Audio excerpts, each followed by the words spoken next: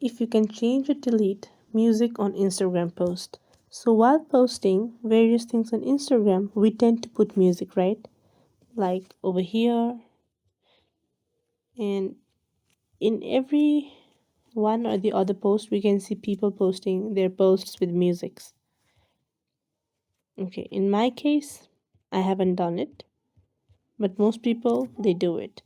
And at times they feel like they do not want to post it or they want the music to be deleted. So is that technically possible? Let's take a look at it. For example, had I had a music on this particular post, I would go to the top right option, which is the three dots, and then see various kinds of options. One is archive, hide like counts, turn off commenting, create reel from this post, edit, view insight, pin to your profile, and delete.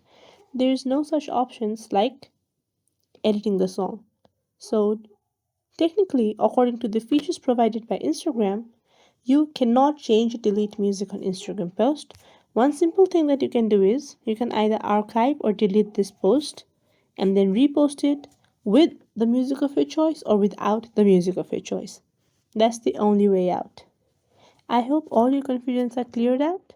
Make sure you give this video a thumbs up and comment and subscribe to our channel. Thank you so much.